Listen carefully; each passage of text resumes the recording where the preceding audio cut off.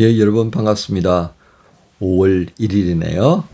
예, 4월이 이제 끝을 맺고 새로운 또 환희의 계절이 시작되어지는 이 5월 첫날인데요. 예, 독일은 또 노동절이어서 모두가 또 쉼을 가지는 날인데요. 다들 오늘 늦잠도 자고 그렇게 하실 것 같습니다만은 예레미야 말씀은 계속됩니다. 예, 오늘 예레미야 말씀 41장입니다. 이 가운데서 함께 봉독할 말씀 1절부터 7절까지 말씀입니다. 제가 먼저 합니다.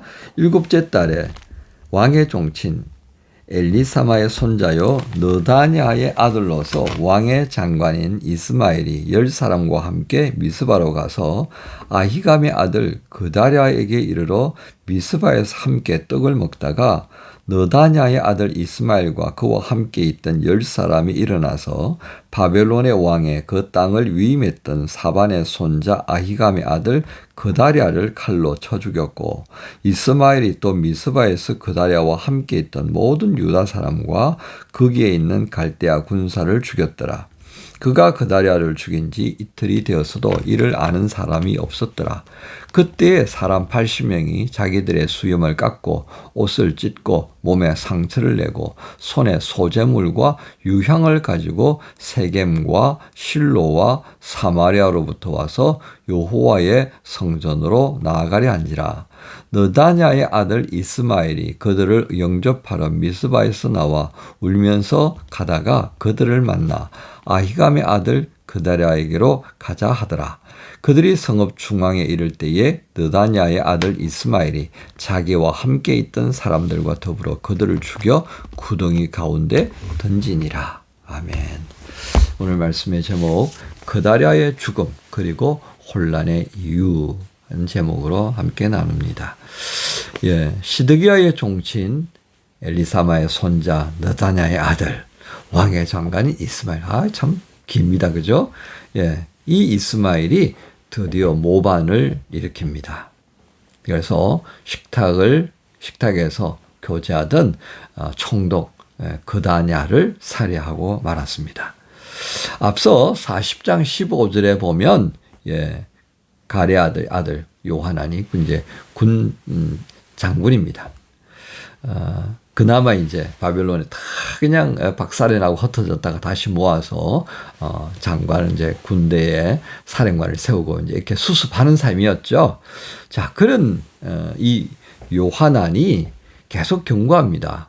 총독.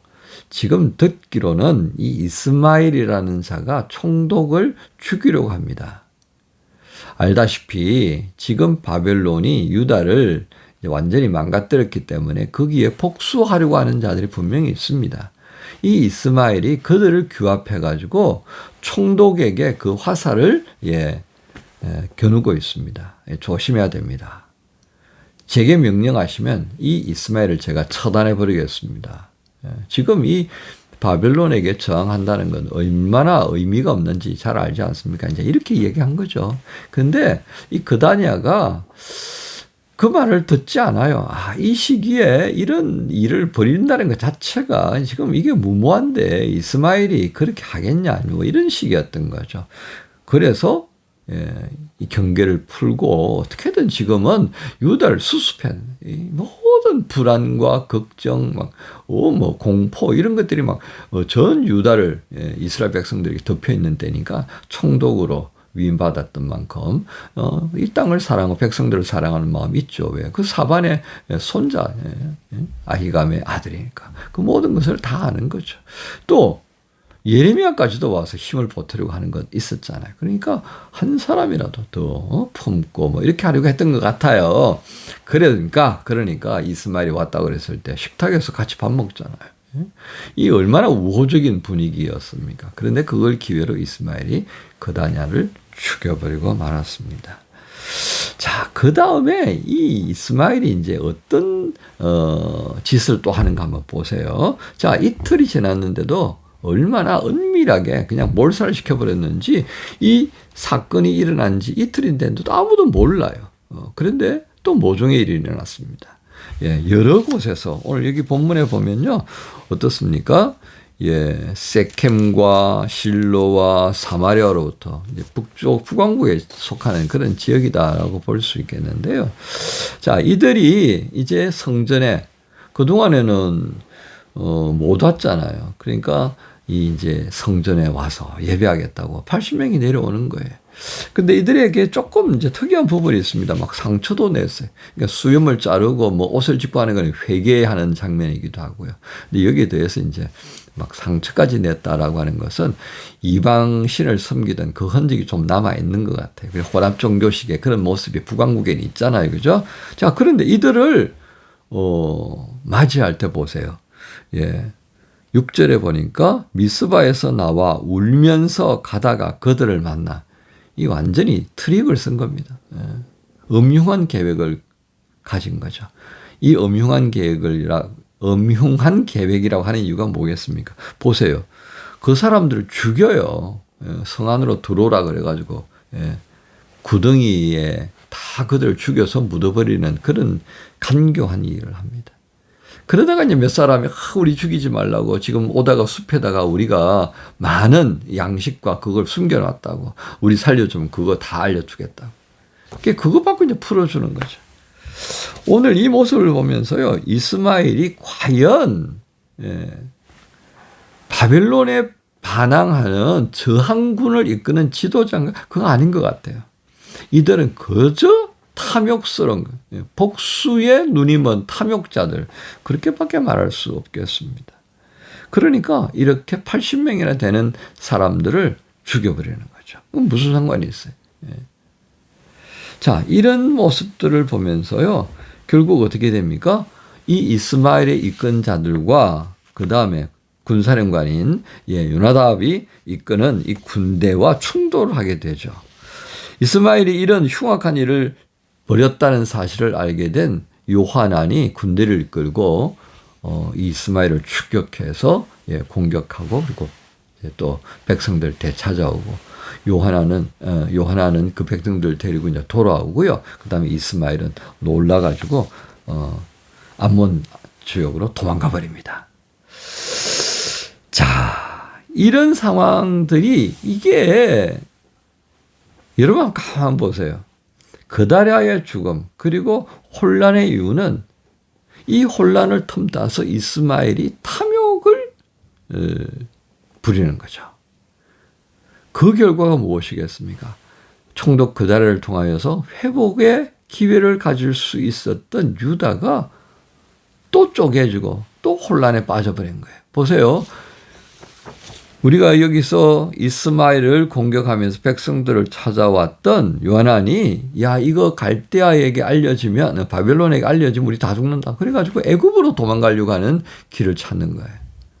자, 이 혼란의 가운데에 여러분 꼭 있어야 할 것이 하나 없다는 것 여러분 볼 수 있겠습니까? 기도하는 사람 아무도 없잖아요. 기도하면서 하나님께 이걸 묻는 사람 없잖아요. 그다냐도 그렇고요. 그죠? 요한안도 그렇고요. 이스마엘은 뭐 더더욱 그렇고요. 하나님께 이거 어떻게 해야 되겠습니까? 묻는 사람이 아무도 없어요. 그런데 앞서서 뭐라고 그랬습니까? 예레미야는 항복하고 그렇게 살아야 된다라고 강조하잖아요. 모두가 각자가 옳다고 여기는 바대로 살아가는 이 장면들을 보면서요, 오늘 우리가 정리해 볼 필요가 있겠습니다. 우리가요, 거룩한 열심, 순종을 다짐한 직후에 예상치 못한 일이 일어나요. 그래서 우리의 결심을 무너지게 만들 때가 있습니다. 많죠, 그죠? 그리고 그런 혼란의 상황에서는 우리가 매우 본능적인 판단, 결단을 할 때가 많습니다. 여러분, 이 초조, 불안, 두려움이 가져오는 이 위험 지수가요, 상당하거든요. 그러니까 우리가 이성적이고 합리적이고 신앙적인 판단에까지 가지 못하게 만든다라고 하는 것입니다.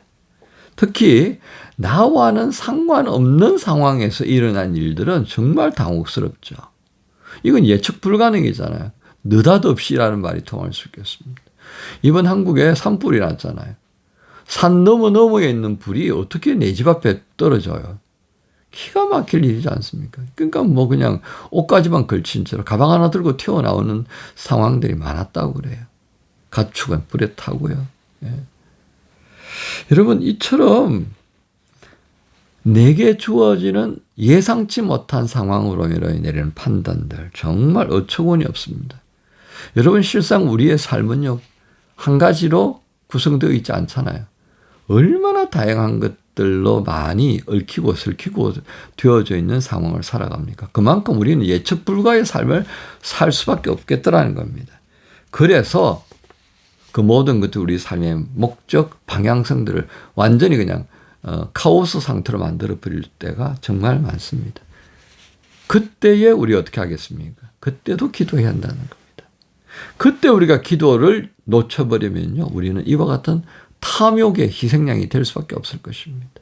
어디로 가야 할지 방향성을 잃어버리고 우리의 존재 이유조차도 허려져 버리니까 그때는 뭐만 남겠습니까? 본능만 남는 거예요. 여러분, 본능만 남는 상황이 어떤지 여러분 짐작이 되세요? 며칠 전에 스페인과 포르투갈에 정전이 되어버렸습니다. 어떻게 된지 아세요? 그냥 아수라장이 되어버렸습니다. 모든 게 스톱되어 버렸어요.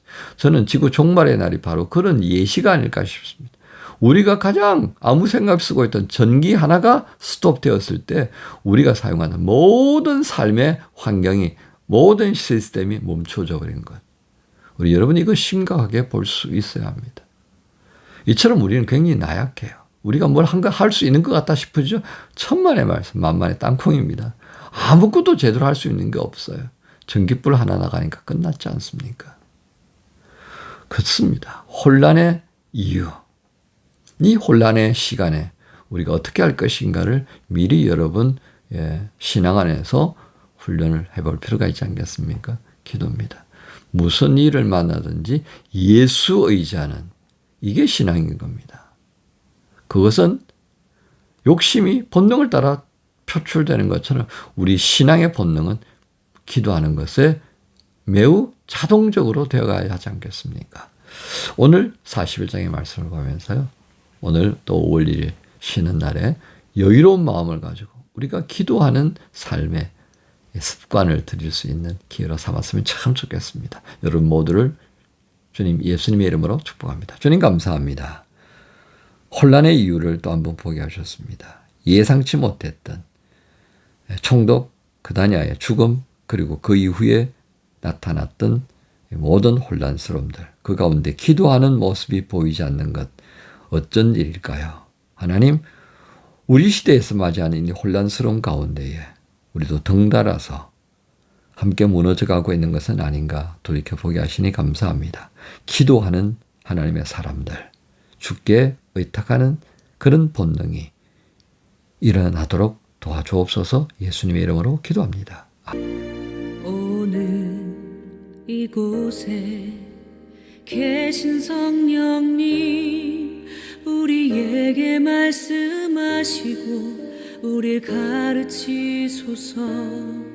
닫힌 우리 맘 열어주시고 주의 빛으로 밝혀 우릴 인도하소서. 오늘 이곳에 계신 성령님, 우리에게 말씀하시고 우릴 가르치소서. 닫힌 우리 맘 열어주시고 주의 빛으로 밝혀